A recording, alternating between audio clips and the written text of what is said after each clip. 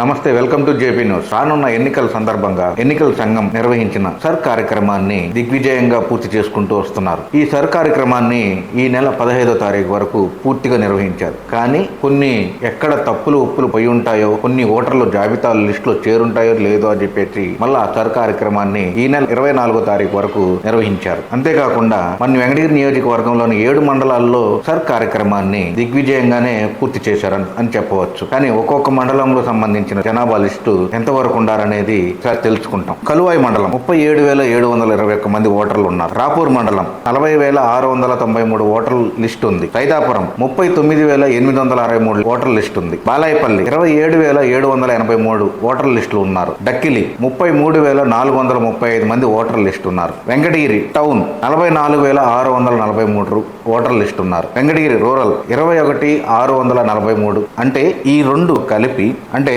దాదాపుగా 66,286 మంది Venkatagiri rural urban కలిపి తెలియజేయడం అయింది. మొత్తం ఈ 7 మండలాలకు గాను జనాభా ఓటర్ల లిస్టు సంఖ్య 2,45,781 మంది ఓటర్ల లిస్టు జాబితా వెలువడిందన్నమాట బయట. ఇంతేకాకుండా ఈ నెల కార్యక్రమంలో ఏపీలోని కూటమి ప్రభుత్వం భాగంగా స్థానిక ఎన్నికలు కూడా చేపట్టేందుకు బాగా కసరత్తు ప్రయోగాలు ముందస్తు చర్యలు బాగా తీసుకుంటా ఉంది. ఎటువంటి అవాంతరాలు జరగకుండా, ఎటువంటి లోపాలు జరగకుండా ఉండేందుకు ముందస్తుగా మున్సిపాలిటీ ఎన్నికలు జరిగేటట్టు, ఆ తర్వాత జెడ్పీటీసీ ఎంపీటీసీ ఎన్నికలు జరిగేటట్టు, ఆ తర్వాత సర్పంచ్ ఎన్నికలు జరిగేటట్టుగా కసరత్తు చేస్తున్నారు. ఇందులో భాగంగా ఎటువంటి అవాంతరాలు అవకతవకలు జరగకుండా ఉండేందుకు కూడా అధికారులకు కూడా తెలియజేయడం అనేది పూర్తిగా తెలుస్తా ఉంది ఇందులో. కానీ ఏది ఏమైనా అధికారుల చేతుల్లో ఎన్నికలు ఉన్నా కూటమి ప్రభుత్వం అటు వైసీపీ ఎన్నికల్లో పాల్గొనేందుకు కసరత్తుగా ముందుగా ఇప్పటి నుంచే అక్కడ ఉన్న స్థానికులు టీడీపీ వాళ్ళు కానీ వైసీపీ వాళ్ళు కానీ ఎవరెవరు